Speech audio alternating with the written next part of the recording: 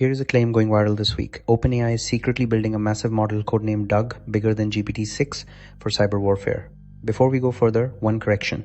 That specific claim traces back to a single social media post. Not an OpenAI announcement, not a leaked document, no release date exists. Treat it as rumor, not fact. Here is what is actually confirmed, and it is a bigger story than Doug anyway. OpenAI delayed its next model called Astra after it hit critical hacking capability during internal safety testing.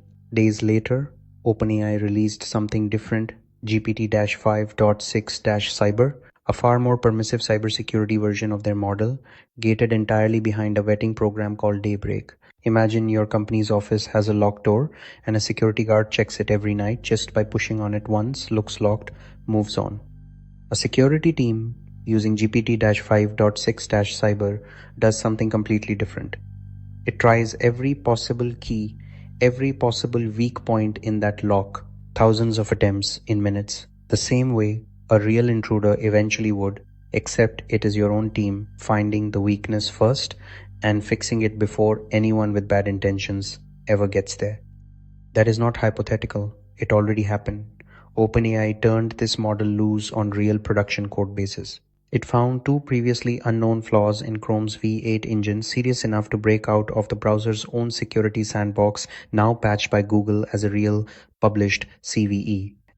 It also found flaws in a major mobile operating system, a database, and over 400 privilege escalation paths inside an operating system kernel. Bugs that sat there undiscovered in software billions of people use daily until an AI was pointed at them with permission to actually try. Here is the number that shows why access matters so much. The public version of GPT-5.6 responds to just 1.5% of real exploit-style requests. It refuses almost everything. GPT-5.6-Cyber, available only to vetted defenders, responds to 95% of the exact same requests, same model underneath. The only variable is who is asking and whether they have been vetted.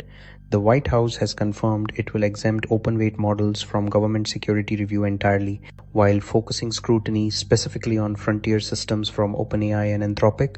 Powerful AI is splitting into two tiers, heavily restricted for everyone, and a separate, far more capable tier reserved for vetted governments and security organizations.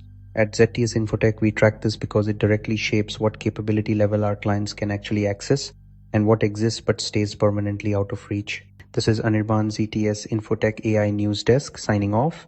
Stay sharp, stay ahead.